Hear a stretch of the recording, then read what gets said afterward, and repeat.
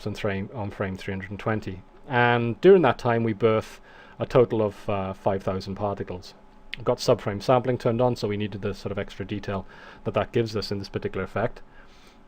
Then we position our particles on the end of the laser using the little sphere there.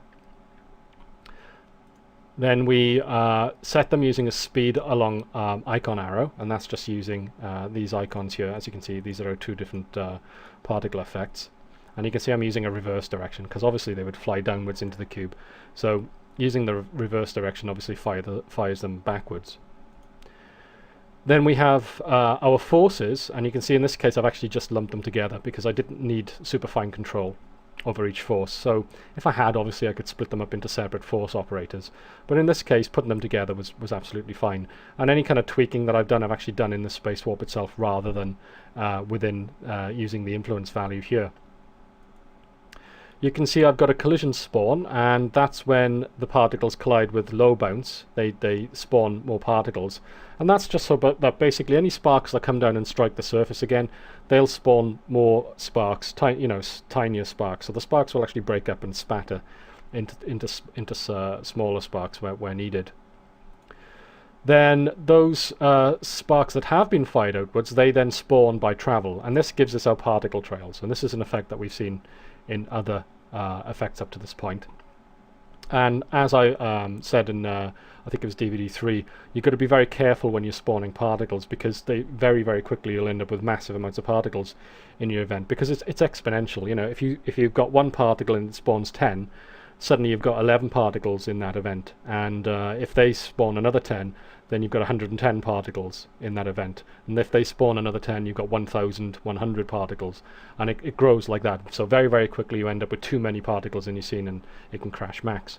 So almost always when you create a spawn, and you're going to use a spawn by travel, you pretty much have to create a partner event, which is called trails pretty much most of the time.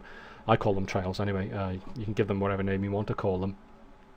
And the particles are sent off to that event, and the main reason for that event is to kill the particles off after a period of time, and that both keeps the particle count down in the scene and also allows you to assign a dynamic material to them, which is nearly always what you want to do with trails. You want them to be sparks or fire, or fairy dust, whatever it is. You want some sort of animated effect going on in them.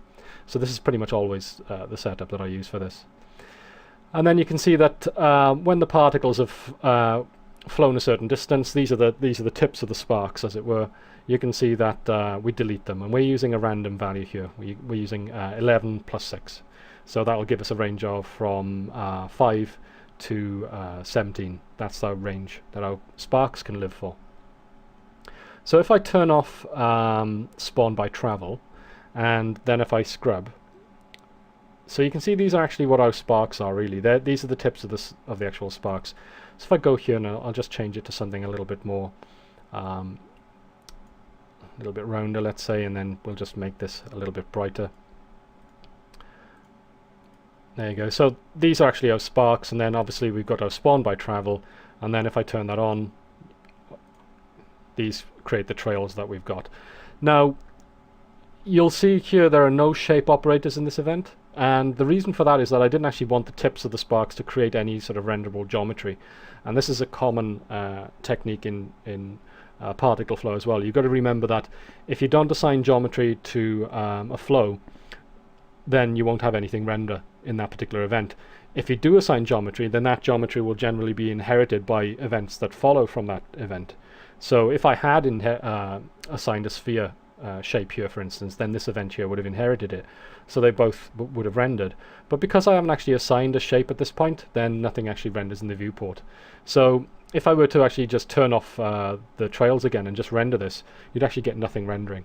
You wouldn't get anything visible in your final render whatsoever, and that's because there's no geometry assigned at that point in the flow. When we go into here, you can see we assign a geometry, and in this case it's a tetrahedron. Generally for trails, if you're using this sort of additive color effect, tetrahedrons are a very good choice because they're very low on geometric. Well,